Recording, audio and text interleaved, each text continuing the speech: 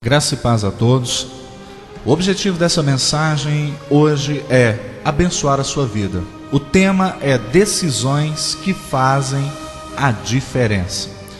O texto base se encontra no Evangelho de São Marcos, capítulo 10, a partir do versículo 46, está escrito dessa maneira. O tema da mensagem é decisões que fazem diferença. E foram para Jericó. Quando ele saía de Jericó juntamente com os discípulos e numerosa multidão, Bartimeu, cego mendigo, filho de Timeu, estava sentado à beira do caminho. E ouvindo que era Jesus o Nazareno, pôs-se a clamar: Jesus, filho de Davi, tem compaixão de mim. E muitos o repreendiam para que se calasse. Mas ele cada vez gritava mais: Filho de Davi, tem misericórdia de mim. Parou Jesus e disse: chamai-o. Chamaram. Então o cego, dizendo-lhe: tem bom ânimo, levanta-te, ele te chama. Lançando de si a capa, levantou-se de um salto e foi ter com Jesus. Perguntou-lhe Jesus: que queres que eu te faça? Respondeu o cego: mestre, que eu torne a ver. Então Jesus lhe disse: vai, a tua fé te salvou. E imediatamente tornou a ver e seguia Jesus estrada afora. Pois bem, meu caro irmão, você que está ouvindo essa mensagem por um CD, decisões que fazem a diferença. Analisando a vida deste homem, de Bartimeu, eu quero abençoar você. Quero mostrar para você algumas decisões muito importantes que ele tomou e que resultaram numa bênção na vida dele. Pois bem, como todas as cidades da época, Jericó tinha apenas uma entrada, onde todos entravam e saíam. Não era muito grande, pois dava-se para rodeá-la 7 vezes em um só dia. Nós podemos ver isso lá em Josué 6, versículo 4, nós vemos então que Deus dá essa estratégia. Vai rodear 7 vezes e na 7ª vez as trombetas vão tocar e o desfecho dessa história os irmãos conhecem. E o texto que lemos no Evangelho de Marcos 10, a partir do versículo 46, nós vemos que Bartimeu, ele toma uma grande decisão que contribui para o milagre. Não só uma, mas algumas decisões que com certeza mudaram toda a sua história de vida. Pois bem, a primeira decisão que Bartimeu tomou foi crer que Jesus podia. Muitas vezes a nossa vida não é melhor ou não encontramos solução para os nossos problemas porque às vezes batemos na incredulidade. E quando nós vemos aqui esse homem, ele creu. Quando nós olhamos em Marcos 9, no versículo 23 está escrito: ao que lhe respondeu Jesus: se podes, tudo é possível ao que crê. Então, analisa comigo, tudo é possível ao que crê. Mas o que me chama a atenção nesse Evangelho de Marcos 9 é o versículo 21. Perguntou Jesus ao pai do menino: há quanto tempo isso lhe sucede? Desde a infância, respondeu. Agora, o que eu quero focar, não importa o tempo, o importante é que Deus pode intervir.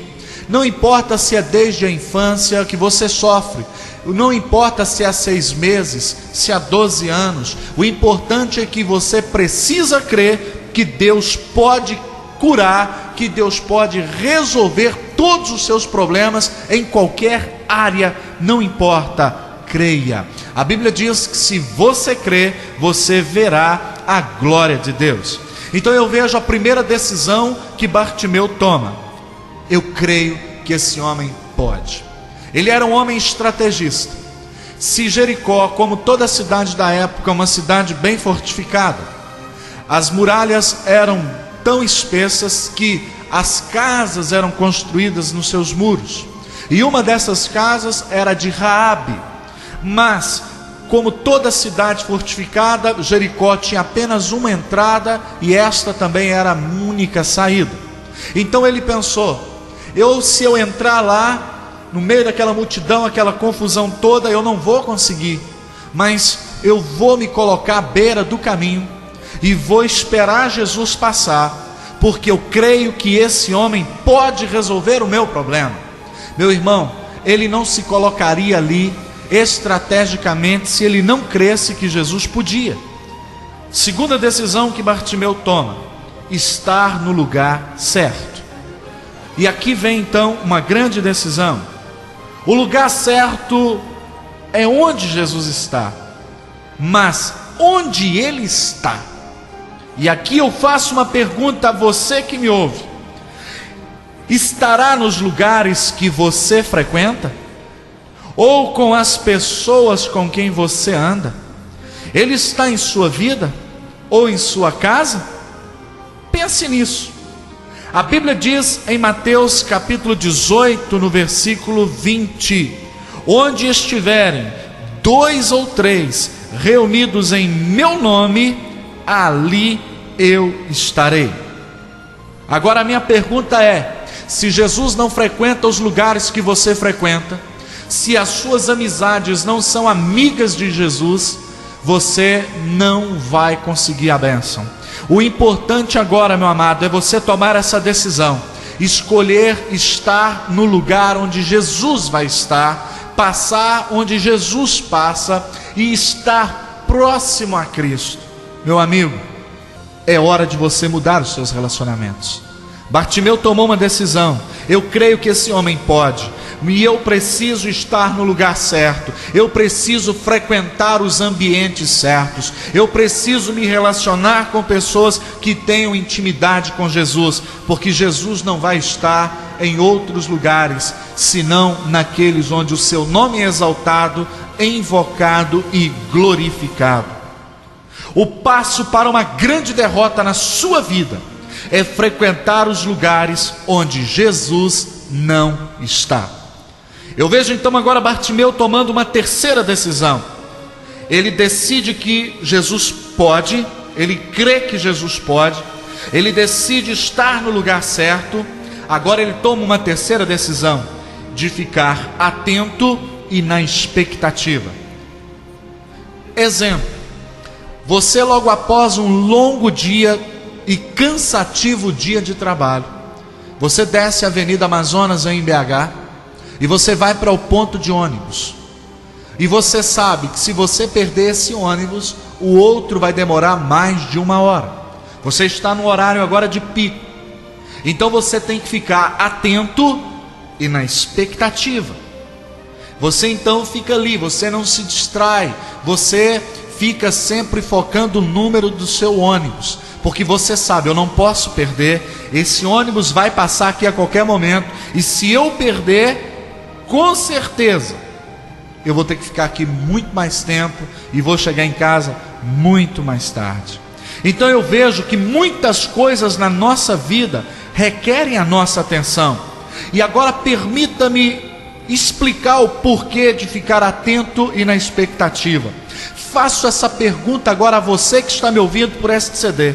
Você gostaria de falar com alguém que não lhe dá atenção? Imagine quando você conversa com alguém e essa pessoa não te dá a mínima atenção, você vê que ela não está prestando a menor atenção no que você fala. Você gosta de conversar com pessoas desse jeito? Com pessoas desse tipo? Por que Jesus falaria com você então? Por que Jesus pararia na sua caminhada para te abençoar, se na hora da mensagem a sua mente está dando voltas pela cidade?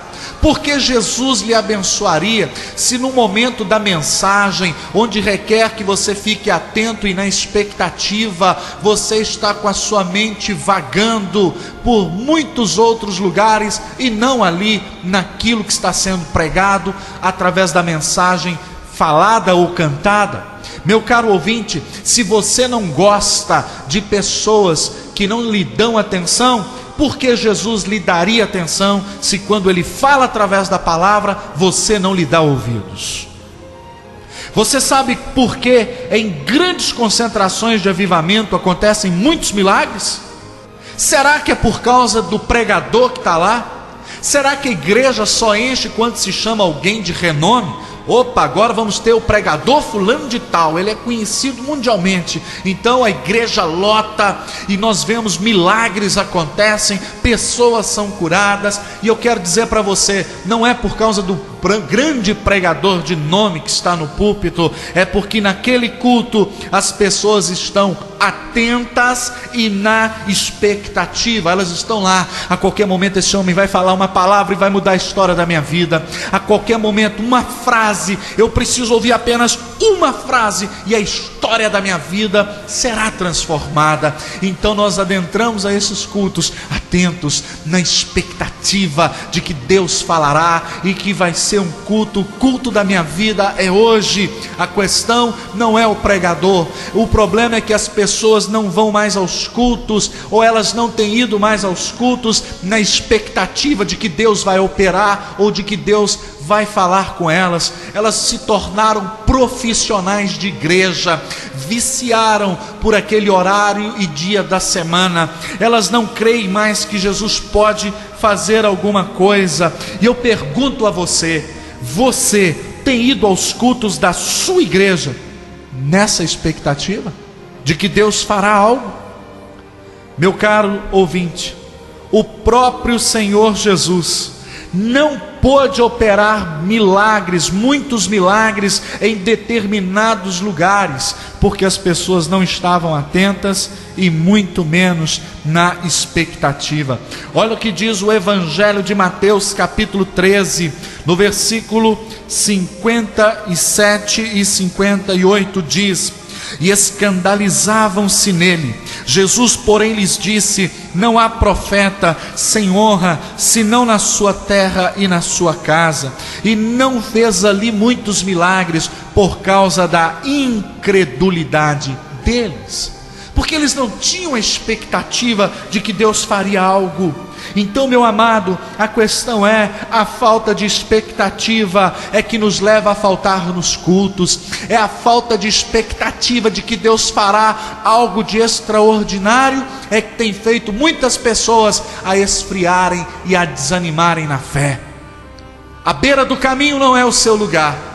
Beira do caminho é lugar de carro quebrado. Beira de estrada, meu irmão, é lugar de pessoas que desistiram da vida. Jesus em João 14,6 diz: eu sou o caminho, a verdade e a vida. Ninguém vai ao Pai senão por mim. Essa mentira de que todos os caminhos levam a Deus é inverdade. Eu quero declarar para você, os artigos no texto são definidos, significa que fora dele não há caminho. E eu quero dizer para você, é hora de você estar atento e na expectativa de que Deus vai operar na sua vida, porque Ele quer te tirar da beira do caminho e te colocar no caminho, que é Jesus. Mas infelizmente, a falta de expectativa tem levado muitos crentes a faltarem aos cultos por qualquer motivo. Uma novela, um final de campeonato, qualquer coisa te segura. As pessoas perderam a expectativa de que Deus fará algo na rotina do culto. Meu caro ouvinte, a expectativa de Eliseu, quando eu olho para essa passagem no Antigo Testamento, e eu vejo ali em 2 Reis, capítulo 2, olha como isso é tremendo e o quanto isso pode abençoar a sua vida. 2 Reis, capítulo 2, versículo 1 diz: quando o Senhor estava para tomar a Elias ao céu por um redemoinho, Elias partiu de Gilgal em companhia de Eliseu. Agora, versículo 9 ao 12. Havendo eles passado, Elias disse a Eliseu: pede-me o que queres que eu te faça, antes que seja eu tomado de ti. Disse Eliseu: peço-te que me toque por herança a porção dobrada do teu espírito. Olha que coisa tremenda. Tornou-lhe Elias: dura coisa pediste, todavia, se me vires quando for tomado de ti, assim te fará, porém, se não me vires, não se fará. E indo eles andando e falando, eis que um carro de fogo, com cavalos de fogo, os separou um do outro, e Elias subiu ao céu num redemoinho. O que, vendo Eliseu, clamou: meu pai, carros de Israel e seus cavaleiros, e nunca mais o viu, e tomando a sua veste, rasgou-a em duas partes. O que eu quero te mostrar com isso? A expectativa de Eliseu. Aqui Elias fala: olha, fique aqui que eu vou descer ali embaixo e daqui a pouco a gente se encontra. Ele falou: não, eu estou atento, eu estou na expectativa. A qualquer momento Deus vai te tirar, e se eu não te ver, eu não vou receber a minha bênção. E diz a Bíblia que indo eles, andando e falando do quê? Da vida dos outros? Falando do quê? Das coisas que, sinceramente, meu irmão, de nada aproveitam? Evidentemente que não. Eu quero declarar para você que você precisa estar atento na expectativa, para que Deus opere um milagre na sua vida. Não se distraia por qualquer coisa. Vejo também Maria e Marta em Lucas 10, do 38 ao versículo 42. Nós vemos uma preocupada com a casa. Marta está varrendo a casa, Maria se senta e ela fica atenta no que Jesus estava falando. E Marta diz então: Senhor, não te inquietes aí que ela não faça nada, e eu estou aqui trabalhando que nem uma louca. Fala com ela para me ajudar. Jesus então vira: Marta, Marta, você se inquieta e se perturba por muitas coisas. Maria escolheu a melhor parte, e essa não lhe será tirada. Ela escolheu ficar atenta e na expectativa do que Jesus está falando. Quantos crentes Marta não vemos hoje? Elas se preocupam com a casa, se preocupam com a roupa, se preocupam com o salário, e não se preocupam em ouvir Deus falar. Ah, querido, se nós formos olhar tantos outros atentos e na expectativa, mas agora Bartimeu toma a quarta decisão. Ele decidiu, em primeiro lugar: eu creio que ele pode, eu quero estar no lugar certo, eu quero ficar atento e na expectativa. Agora ele toma a quarta decisão: clamar com intensidade. Olha bem o que diz: apesar da fé, apesar dele estar no lugar certo, apesar dele estar atento e na expectativa, ele então agora decide clamar. Ele começa a gritar: Jesus, filho de Davi, tem compaixão de mim.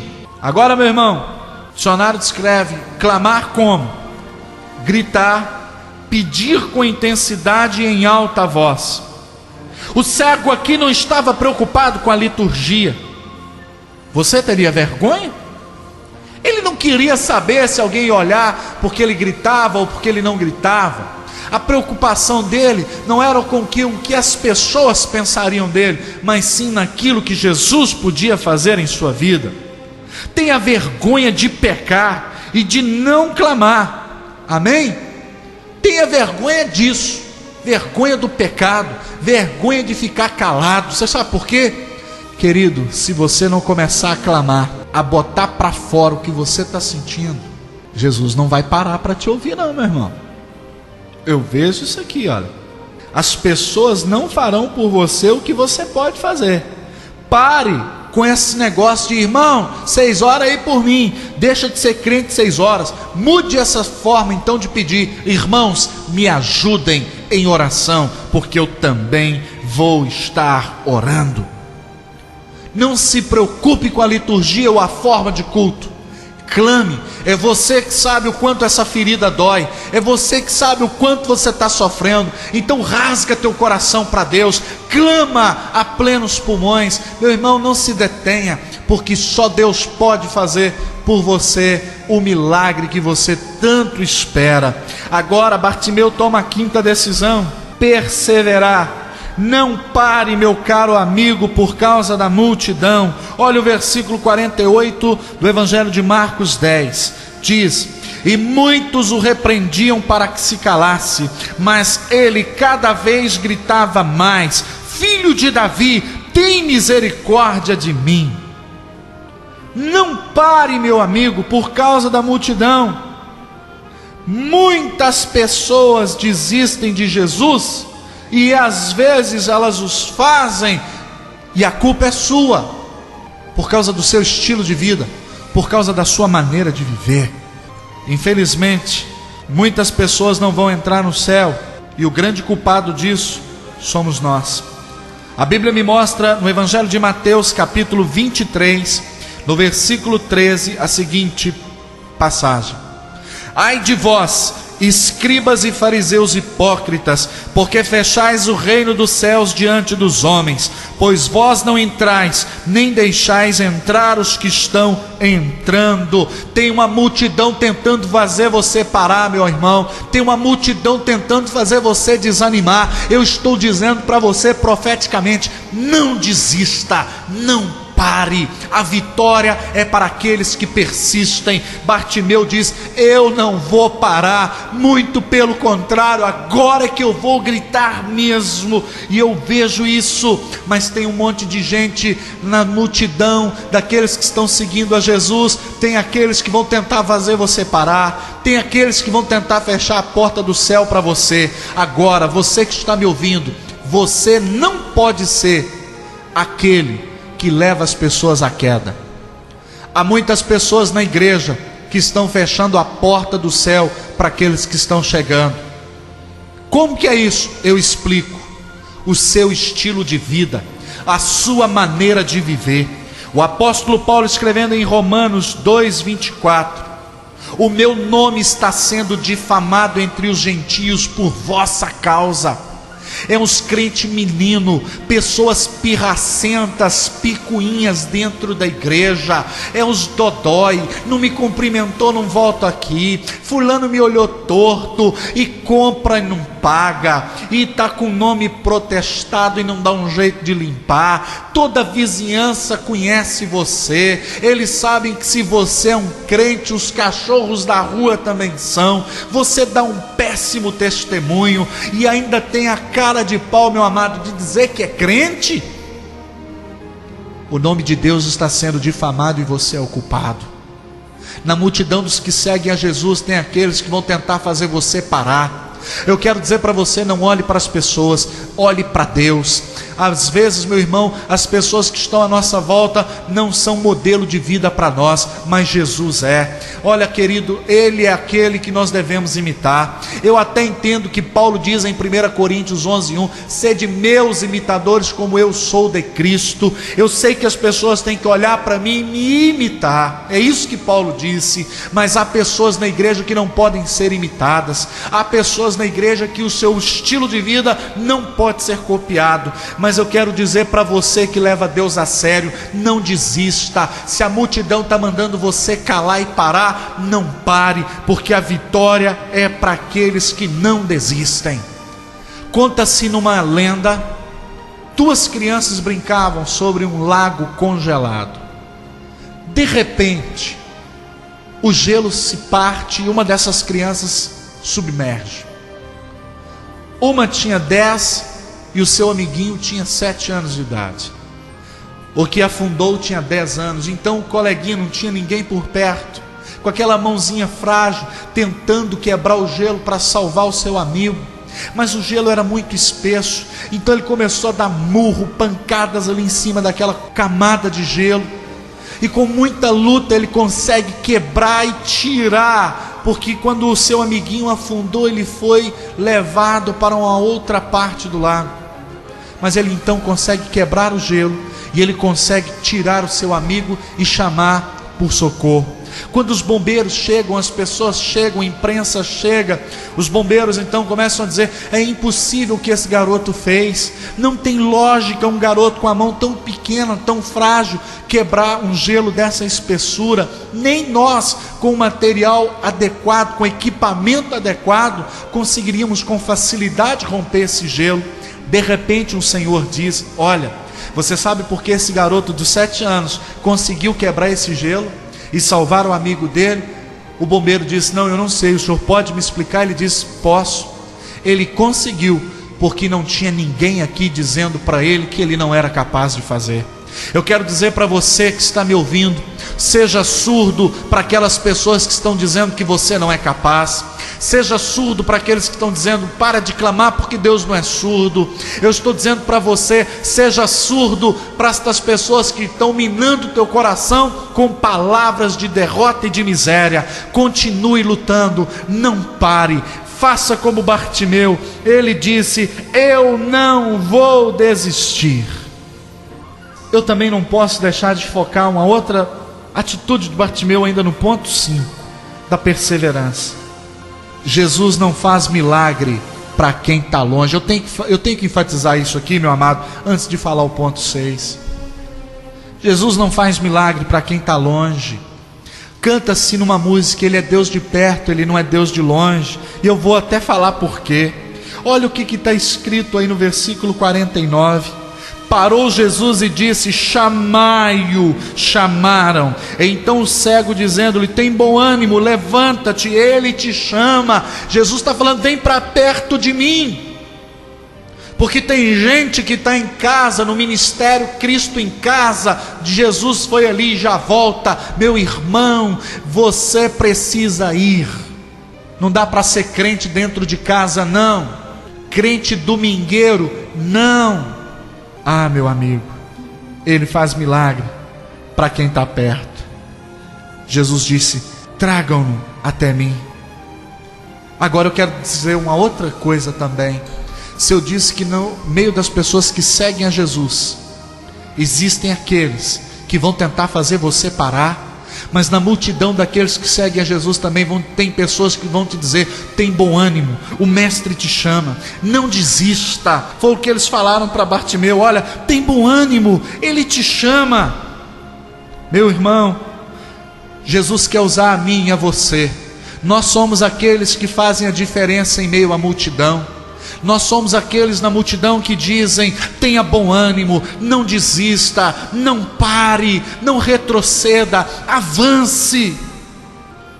Não tem só aqueles que vão tentar fazer você parar, não. Creia nisso.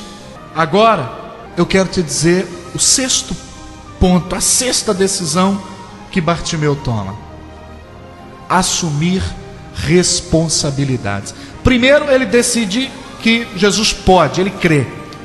Ele decide estar no lugar certo. Ele fica atento e na expectativa. Ele clama com intensidade. Ele persevera, ele não desiste. Agora vem a 6ª decisão: assumir responsabilidade. Eu quero dizer para você que está me ouvindo: se você não tem responsabilidade, você também não tem milagre. Você não vai receber milagre.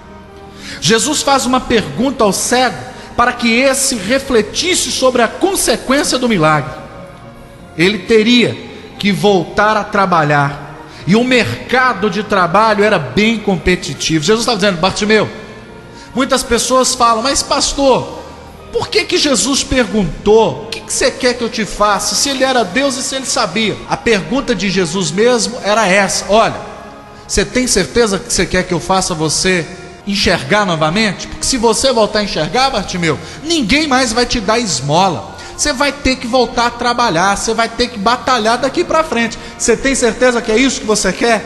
Jesus estava dizendo para ele: olha, você vai ter que assumir a responsabilidade do que você está me pedindo. Um jovem fala: Deus me dá um trabalho, abre a porta de um emprego para mim. Deus dá um emprego. 2 semanas depois o cara já está reclamando do chefe, está reclamando da hora extra, está reclamando do salário, está reclamando dos companheiros de trabalho. Você precisa aprender a assumir a responsabilidade daquilo que você está pedindo. Foi por isso que Jesus falou: você tem certeza que você quer isso? Você está disposto, Bartimeu, a assumir a consequência da cura quando ela se manifestar na sua vida? Jesus não estava perguntando para o cego se ele queria ou não enxergar. Jesus estava perguntando para o cego: olha, Bartimeu, curar eu te curo, mas você tem certeza? Você vai ter que voltar a trabalhar, meu irmão. Senhor, me dá uma casa grande, não sei o que. E Deus dá. Agora está reclamando que a casa é muito grande, que o IPTU é muito caro, que dá muita mão de obra para limpar. Senhor, me dá um cachorrinho, eu quero um cachorrinho assim e tal. Agora, meu irmão, vai ter que pôr ração, vai ter que trocar água, vai ter que limpar o xixi, o cocôzinho. Tem a manutenção da bênção. As pessoas querem a bênção, mas não querem a manutenção dela, não querem fazer a manutenção. Aí que está o problema. É por isso que muitas igrejas não crescem, porque dá trabalho. Crescimento requer mudança. Às vezes pastores e igreja não estão dispostos a perder o seu conforto, sair do seu comodismo e pagar o preço. É por isso que tem muita igreja que não cresce. Mas esse Bartimeu, ele estava determinado, ele sabia os riscos e disse: eu quero ver novamente. Ah, meu irmão, ele sabia o que ele queria. E eu pergunto a você, você sabe o que quer? Hoje você fala: Deus, eu quero isso. Quando passa 20 minutos, mas se não der certo, vai me dar problema. Não, mas eu quero sim. Não, Jesus, pode me dar essa bênção, porque essa bênção eu quero. Mas e se der problema? Aí sabe o que Deus faz? Deixa eu conjecturar. Deus senta no trono e fica pensando o seguinte: olha, o dia que esse cidadão aí se decidir que ele quer, eu abençoo. Deus vai te dar a sua bênção para quê? Você nem sabe se é isso mesmo que você quer. Hoje você quer uma coisa, amanhã você quer outra. Você é um dissimulado.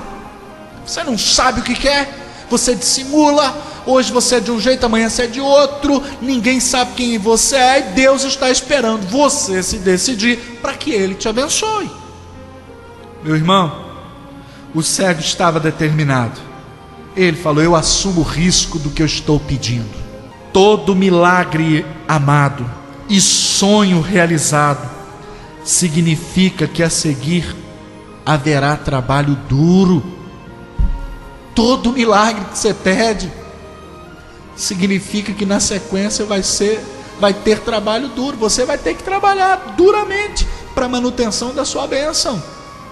Muitas pessoas estão querendo chegar no topo, e às vezes não é difícil chegar lá, mas permanecer lá, porque pedimos tanto Deus bênçãos e não entendemos que os problemas são métodos que Deus usa para nos fazer crescer. É através do problema que Deus está moldando o meu caráter. Meu irmão, a facilidade não gera experiência nem aprimoramento de capacidade. É na adversidade que amadurecemos, é nas lutas que aprendemos a nadar para não morrer afogado, para que quando cheguemos lá no topo tenhamos experiência e capacidade para permanecer lá.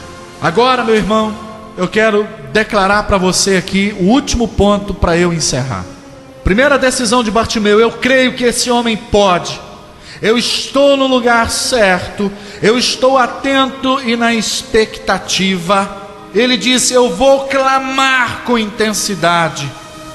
E agora eu quero focar para você, Tiago 4,8, nesse clamar aqui com intensidade, diz assim: chegai-vos a mim, e ele se achegará a vós outros. Purificai as mãos pecadoras, e vós que sois de ânimo dobre, limpai o coração. Clamar com intensidade, sim, vida limpa. Ele decidiu perseverar, ele assumiu a responsabilidade. Agora vem o teste final para Bartimeu. Aqui agora vem a prova de fogo, o teste de fogo, após o milagre. Aqui que está o segredo. Decisões que fazem a diferença. Jesus faz o último teste com aquele homem. Você queria o milagre? Você já o tem, pode ir. Olha o que diz no Evangelho de Marcos, capítulo 10, versículo 52. Então Jesus lhe disse: vai, a tua fé te salvou. E imediatamente tornou a ver e seguia Jesus estrada afora. Aqui foi feito o grande teste. Vai. Você não queria a sua bênção? Você já a tem, pode ir embora. Você não veio aqui na igreja só querendo a bênção? Agora você já tem a bênção. Porque as pessoas olham para Jesus como um balcão de supermercado.